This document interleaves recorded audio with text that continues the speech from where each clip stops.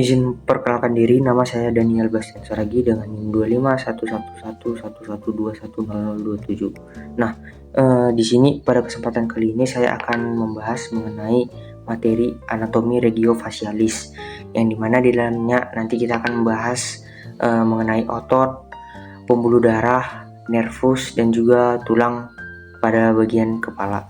Nah, sebelum kita memulai penjelasan mengenai anatomi regiofacialis sendiri, kita harus mengenal dulu regiofacialis sendiri itu apa. Secara singkatnya untuk regiofacialis sendiri itu adalah bagian regio itu artinya daerah pada bagian facialis, face, pada bagian wajah kita. Nah, pada kesempatan kali ini saya akan membahas mengenai itu, anatomi regiofacialis atau pada bagian daerah wajah. Sebelum kita memulai membahasnya, yang pertama kita harus ketahui adalah mengenai poin-poin penting yang akan kita bahas. Yang pertama itu adalah mengenai pengantar dan juga kerangka pada area tulang di wajah. Nah, selanjutnya setelah itu kita akan membahas mengenai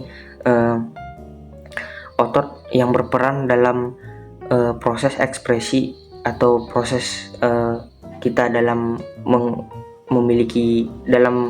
menggerakkan wajah kita dalam mimik atau ekspresi. Juga kita akan membahas mengenai otot mastikasi. Artinya otot mastikasi ini sendiri adalah otot yang berperan dalam proses pengunyahan makanan. Nah, setelah kita membahas mengenai otot ekspresi dan mastikasi, kita akan lanjut membahas mengenai nervus atau saraf kranialis wajah, yang dimana pada bagian regiofacialis sendiri itu dia melibatkan dua nervus kranialis atau saraf kranialis wajah, yang dimana yang pertama itu adalah nervus kranialis 7 yang namanya itu adalah nervus facialis, dan nervus kranialis wajah yang kelima yaitu nervus trigeminus. Nah, jadi yang pada anatomi regiofacialis sendiri dalam sistem kerjanya juga dia melibatkan dua jenis nervus, yaitu nervus facialis dan juga nervus trigeminus. Nah, setelah kita membahas mengenai nervus kranialis wajah, selanjutnya kita akan membahas mengenai vaskularisasi, yang dimana vaskularisasi ini sendiri artinya adalah proses aliran darah pada bagian regiofacialis, pada bagian area wajah kita, yang dimana untuk vaskularisasinya ini sendiri atau bagian aliran darahnya sendiri itu melibatkan pembuluh darah arteri dan juga pembuluh darah vena pada proses drainasenya. Dan yang terakhir itu adalah kita akan membahas mengenai integrasi fungsional dan klinis, yang dimana untuk integrasi fungsional dan klinis ini sendiri lebih membahas mengenai fenomena-fenomena atau salah satu jenis penyakit yang cukup umum yang terjadi pada bagian regiofacialis, yang dimana contohnya seperti Bell's palsy dan juga trauma pada bagian wajah. Nah, jadi yang pertama kita bahas adalah mengenai pendahuluannya dulu, yaitu definisi dan batas secara anatomis dari regiofacialis ini sendiri. Nah, regiofacialis sendiri itu adalah area yang bersifat krusial pada bagian kepala. Nah, untuk regiofacialis ini dia itu bersifat vital atau berperan penting dalam kita sebagai manusia untuk interaksi sosial dan juga dalam fungsi biologis. Nah, untuk batas secara anatomisnya, regiofacialis ini sendiri itu dimulai dari meliputi garis rambut, yang dimana dia itu dimulai dari batas superior. Garis rambut superior artinya pada bagian paling atas hingga sudut mandibula. Mandibula merupakan rahang bawah. Nah, hingga sudut rahang bawah atau yang disebut juga dengan batas inferior atau batas paling bawahnya. Nah, untuk batas anatomis dari regiofacialis sendiri itu dimulai dari garis rambut dari atas superior hingga ke sudut rahang bawah atau sudut mandibula di bagian batas inferior atau bagian bawah. Nah, selanjutnya kita akan membahas mengenai fungsi esensial atau yang menjadi ciri khas dari regio facialis sendiri. Nah, fungsi utama dari regio facialis sendiri adalah seperti yang ketahui bahwa regio facialis adalah wajah, dan untuk fungsi utama dari wajah adalah untuk berperan dalam kita dalam memberikan ekspresi atau mimik wajah, yang dimana untuk ekspresi wajah itu sendiri juga disebut sebagai komunikasi yang bersifat nonverbal. Dan selanjutnya untuk fungsi utama dari regio facialis ini sendiri adalah untuk proses mastikasi atau pengunyahan, yang dimana untuk proses mastikasinya sendiri dia itu melibatkan otot-otot, dan untuk otot-ototnya akan kita bahas di pembahasan selanjutnya. Dan untuk fungsi esensial yang lainnya pada regio facialis ini sendiri yaitu berperan dalam proses menerima sensasi atau rangsangan dari lingkungan luar. Nah, sensasinya itu sendiri seperti yang ketahui merupakan salah satu bentuk penerimaan stimulus sensorik yang kita dapat dari lingkungan di sekitar kita, yang dimana fungsi esensial yang dari regio facialis ini sendiri memungkinkan interaksi kita sebagai manusia bisa melakukan interaksi yang kompleks dengan lingkungan sekitar kita melalui apa, bisa seperti yang saya sebutkan sebelumnya, yaitu melalui komunikasi nonverbal yang melalui ekspresi wajah, dan juga komunikasi melalui sensasi atau rangsangan dari lingkungan luar kita ke wajah. Nah, selanjutnya adalah komponen secara struktural dan juga integrasi. Nah, untuk komponen secara struktural dan integrasi dari regio facialis sendiri itu melibatkan bagian tulang, bagian otot, pembuluh darah, dan juga nervus atau saraf yang dia itu bersifat terintegrasi kompleks atau tersusun secara kompleks.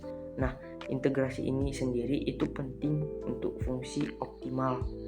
Nah, untuk fungsi optimalnya itu sendiri adalah seperti gerakan otot mimik wajah seperti yang sudah disebutkan sebelumnya, yaitu otot ekspresi wajah kita, dan juga sensasi trigeminal. Nah, sensasi trigeminal itu sendiri merupakan sensasi yang diterima oleh nervus cranialis 5 yang sebelumnya saya sebutkan, yaitu nervus trigeminus. Dia itu menerima rangsangan atau sensasi yang disebut dengan sensasi trigeminal. Untuk selanjutnya ini terdapat kerangka tulang regio facialis, yang dimana pada gambar sebelah kiri itu terdapat rangka manusia, struktur tulang manusia dari bagian tengkorak sampai ke bawah hingga ujung kaki. Nah, selanjutnya adalah untuk yang sebelah kanan itu adalah ilustrasi lateral pada bagian tulang manusia, yang dimana dia ini menyoroti bagian tulang belakang dan juga bagian tulang panggul. Selanjutnya kita akan membahas otot-otot atau muskulus yang ada di regio facialis. Nah, yang pertama itu adalah musculus orbicularis oculi. Sebelumnya saya ingin memberitahukan bahwasanya untuk muskulus sendiri itu artinya adalah otot. Nah, musculus orbicularis oculi dia itu memiliki fungsi untuk menutup kelopak mata kita, dan juga dia juga memiliki fungsi untuk mengurutkan bagian alis kita. Nah, origonya sendiri atau juga disebut dengan titik asalnya ini berada pada tulang frontal dan juga pada bagian maksila atau bibir atas. Nah, selanjutnya untuk bagian inersinya atau di titik akhir dari musculus orbicularis oculi itu sendiri itu berada pada kulit di sekitar mata. Nah, pada kulit yang ada di sekitar mata itu merupakan titik akhir dari si otot atau musculus orbicularis oculi ini. Nah, secara sederhananya untuk musculus orbicularis oculi ini sebenarnya basisnya atau tempatnya itu berada di daerah sekitar mata kita. Nah, selanjutnya adalah untuk musculus orbicularis oris. Nah, untuk musculus orbicularis oris sendiri dia itu berada pada bagian otot yang mengelilingi bagian mulut. Nah, fungsinya dari musculus orbicularis oris ini sendiri adalah untuk mengkerucutkan dan menutup bagian bibir kita. Nah, untuk si otot orbicularis oris ini sendiri, dia itu memiliki fungsi untuk mengkerucutkan dan menutup bibir kita. Nah, untuk origonya sendiri atau si titik asalnya, dia itu bersifat tidak langsung, dan dia itu melekat pada kulit dan juga membran mukosa. Nah, untuk insersinya sendiri atau bagian titik akhir pada musculus orbicularis oris ini juga berada pada bagian kulit di sekitar mulut. Nah, selanjutnya adalah musculus buccinator.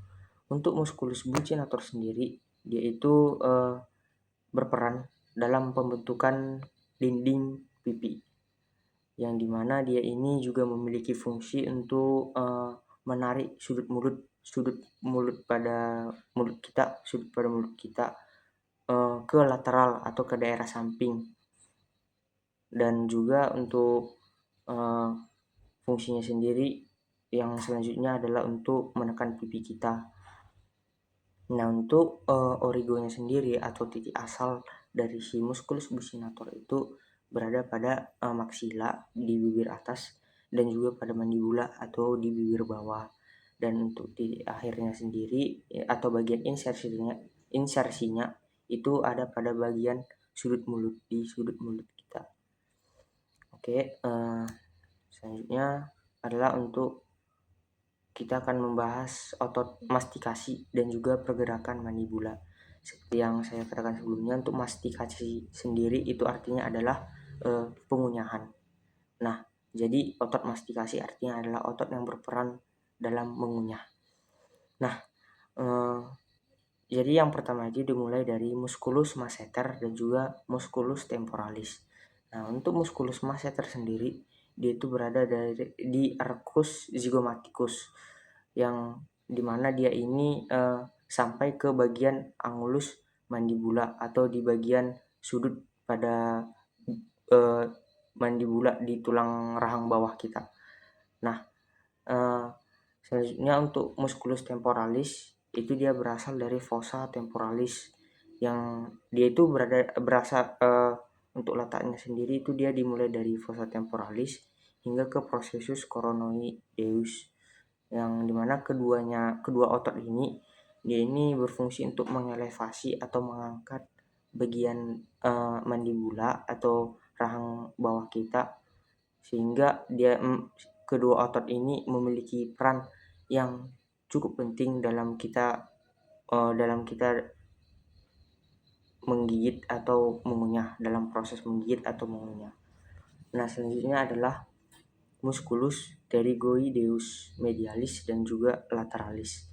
Nah, untuk pterygoideus itu sendiri dia itu dibagi menjadi dua, ada yang dia medialis yang dia itu mendekati garis tengah tubuh, dan juga ada yang lateralis yang dia itu menjauhi garis tengah tubuh.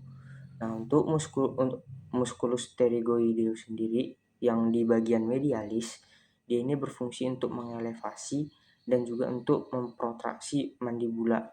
Dan untuk yang musculus pterygoideus lateralis, dia ini berfungsi untuk mendeptesi atau menurunkan, memprotraksi dan juga menggerakkan mandibula atau rahang bawah kita secara lateral, yang dimana lateral itu sendiri adalah menjauhi garis tengah tubuh.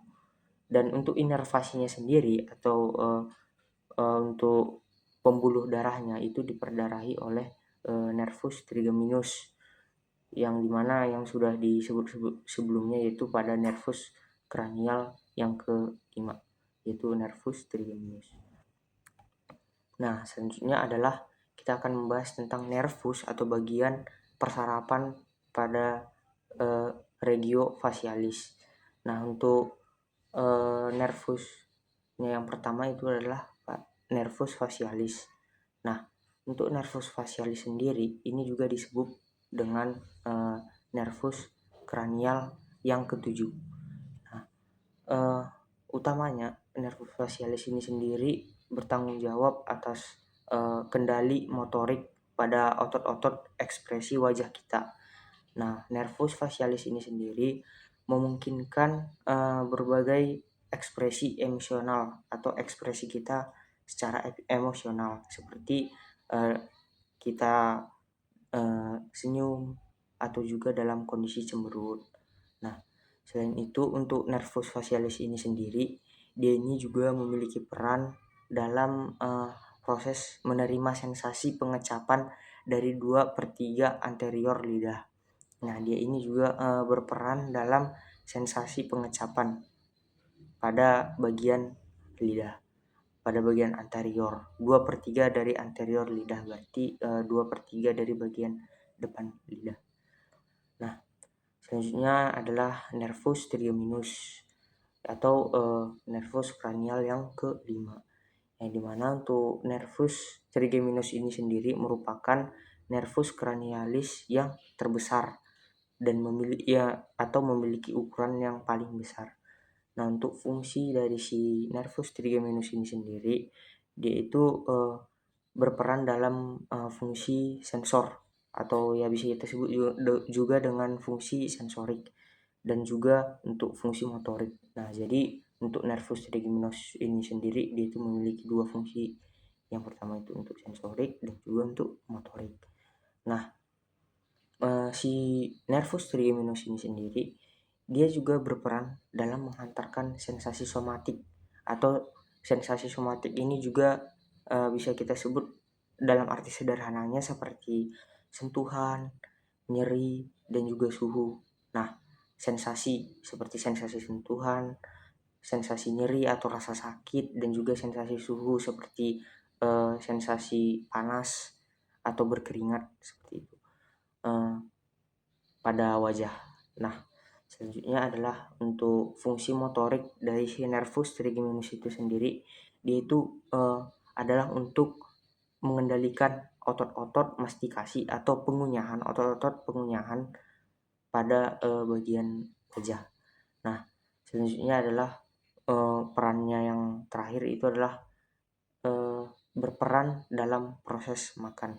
Nah, seperti yang disebutkan sebelumnya bahwasanya untuk nervus trigeminus sendiri, dia itu berfungsi untuk mengendalikan otot-otot mengunyah, dan sudah pasti dia juga berperan besar dalam kita dalam memproses makanan, terutama secara mekanis atau mengunyah makanan. Nah, selanjutnya itu kita akan membahas tentang nervus facialis. Nah, untuk nervus facialis sendiri ya yang merupakan nervus kranial yang ketujuh. Nah, untuk di sini kita akan mulai membahas tentang jalur nervus facialis dan juga percabangannya. Nah, untuk yang pertama itu adalah jalur keluar kranium atau di jalur keluar dari tengkorak. Nah, untuk nervus facialis itu sendiri, dia itu keluar dari bagian dasar tengkorak. Di bagian dasar tengkorak melalui foramen yang bernama foramen stylomastoideum. Nah, foramen itu sendiri artinya adalah lubang pada tengkorak. Nah, jadi lubang pada tengkorak ini untuk jalur keluar pada nervus facialis ini itu namanya adalah foramen stylomastoideum. Nah, si foramen stylomastoideum ini itu berada di antara processus styloid dan juga mastoid. Nah, untuk jalur yang kedua untuk percabangannya ya pada poin yang kedua itu adalah percabangan utama dari nervus facialis sendiri itu ada 5. Yang pertama itu ada cabang pada temporal, pada bagian zigomatik, pada bagian bukal atau daerah menghadap pipi, marginal mandibular, dan juga pada bagian cervical, yang dimana untuk cabang cervical ini sendiri dia itu membentuk sebuah plexus yang bernama plexus parotid, atau yang disebut juga dengan jaringan saraf dalam kelenjar parotis. Nah, untuk poin yang ketiga adalah tentang inervasi otot wajah. Nah, untuk inervasi otot wajah sendiri dari nervus facialis, dia itu adalah untuk menginervasi otot ekspresi wajah. Misalnya seperti otot orbicularis oculi yang sebelumnya sudah kita bahas, yang ada di daerah mata, yang dimana dia itu memiliki fungsi untuk menutup mata. Dan juga untuk jalur keluar nervus facialis ini sendiri pada inervasi otot wajah itu ada pada beberapa bagian di otot leher. Nah, untuk poin terakhir adalah konsekuensi lesi. Nah, lesi sendiri dapat menyebabkan yang namanya itu kelainan yang bernama Bell's palsy. Yang dimana Bell's palsy ini sendiri merupakan kelemahan atau juga kelumpuhan yang terjadi secara sementara pada bagian otot wajah kita pada satu sisi. Bisa di bagian kiri, bisa di bagian kanan. Nah, untuk Bell's palsy itu sendiri memang dia itu kelumpuhannya itu bersifat sementara dan dia itu hanya di salah satu bagian sisinya, bagian kanan atau bagian kiri.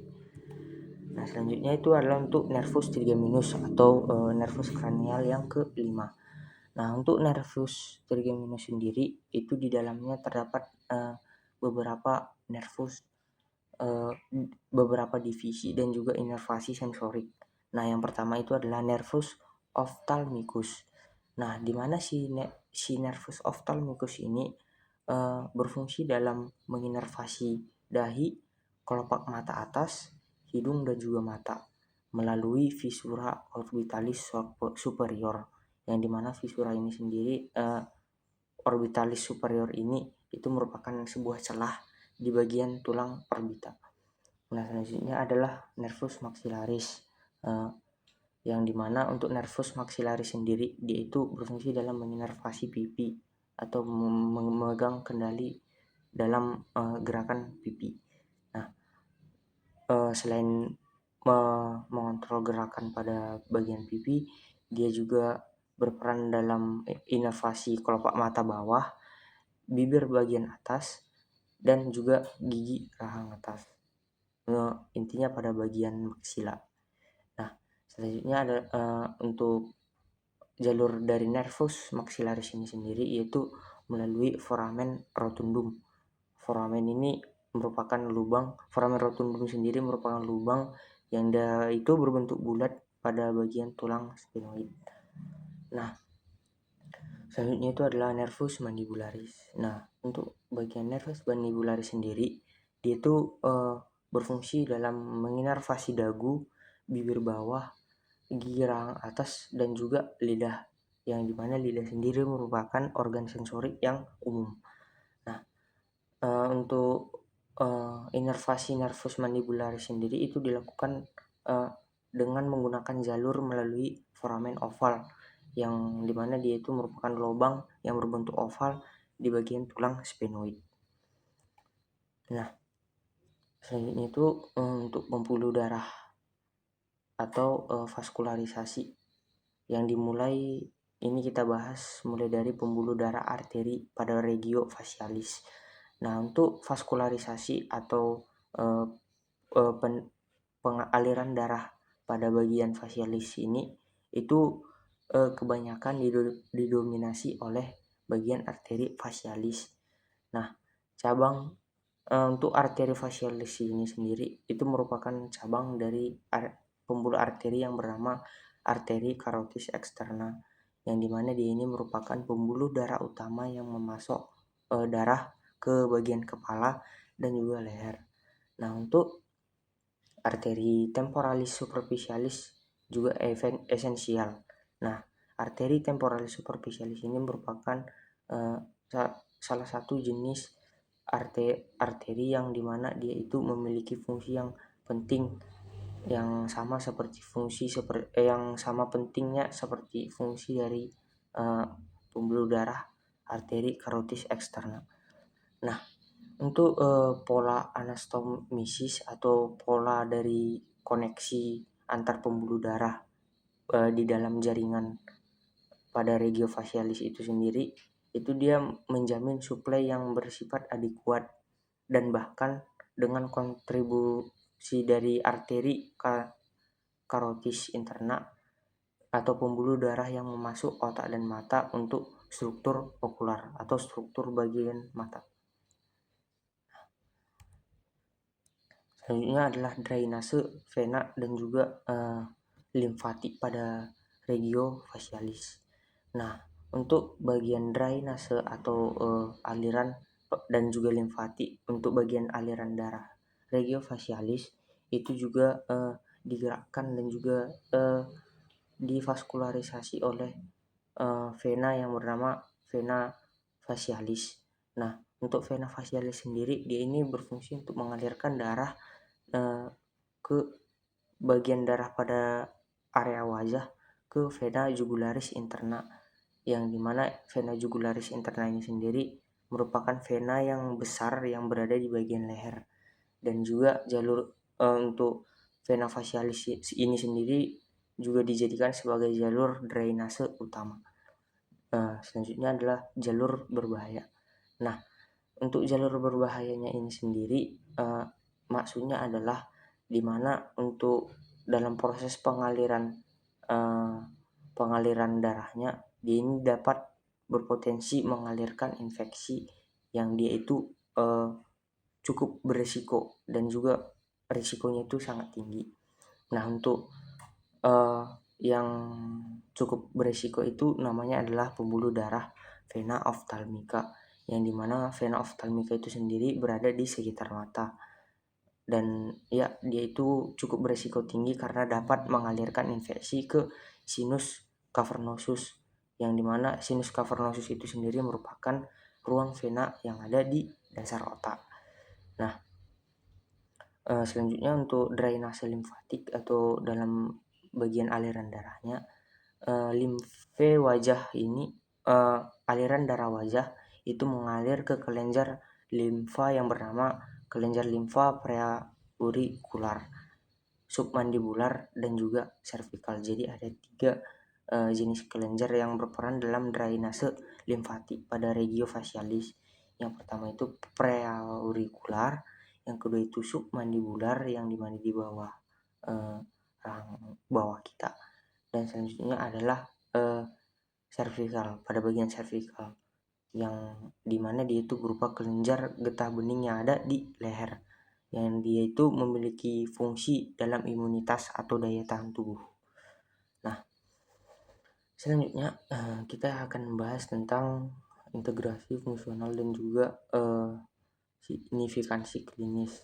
Nah, untuk regio facialis sendiri dia itu menunjukkan sinergi atau kesinambungan yang bersifat kompleks antara tulang, otot, nervus atau persarapan, dan juga pembuluh darah. Nah, untuk interaksi yang kompleks ini dia itu bersifat esensial, sehingga sifat yang esensial ini itu berperan penting dalam proses ekspresi wajah kita, dalam proses mastikasi atau pengunyahan, dan juga pada proses merasakan sensasi dari lingkungan sekitar kita. Nah, selanjutnya itu adalah signifikansi klinis atau juga diagnosis dan penanganan. Nah, untuk pemahaman anatomi yang bersifat krusial untuk diagnosis akurat dan penanganan kondisi medis, ini juga memandu intervensi pada trauma atau disfungsi atau gagal fungsi pada bagian neurologis atau bagian persarafan. Nah, untuk aplikasi klinisnya sendiri itu ada hubungan antara anatominya dengan paralisis Bell atau yang sebelumnya sudah dibahas, yaitu Bell's palsy, yang dimana terjadi kelumpuhan pada saraf facialis atau pada bagian wajah kita ya, dan dia itu lumpuhnya pada salah satu sisi pada bagian wajah kita, bisa di kiri bisa di kanan, dan selain itu juga akan pada trauma wajah, pada infeksi gigi, dan juga pada bedah kosmetik. Nah, untuk kesimpulannya sendiri adalah regio facialis itu dia itu terdiri atas tulang, otot yang berperan dalam ekspresi kita, dan juga pada proses kita dalam mengunyah makanan atau mastikasi, pada proses selanjutnya pada vaskular atau pada pengaliran darah, dan juga pada nervus yang tersusun secara kompleks. Nah, selanjutnya itu untuk kesimpulan yang kedua, untuk nervus facialis sendiri atau cranial nervus yang ke-7, dia itu berfungsi dalam mengendalikan atau mengontrol ekspresi wajah kita. Dan dia ini sementara untuk nervus cranial 5 atau nervus trigeminus, dia ini berfungsi dalam menginervasi pada bagian sensasi dan juga mastikasi. Untuk mastikasi sendiri seperti yang saya sudah sebutkan sebelumnya adalah proses pengunyahan. Nah, untuk kesimpulan yang keempat itu kita bisa mendapatkan bahwasanya untuk pembuluh darah atau bagian vaskularisasi pada regio facialis seperti arteri facialis, temporalis superficialis, dan juga vena facialis, dia ini berperan vital atau berperan penting dalam proses menyuplai darah serta drainase pada regio facialis.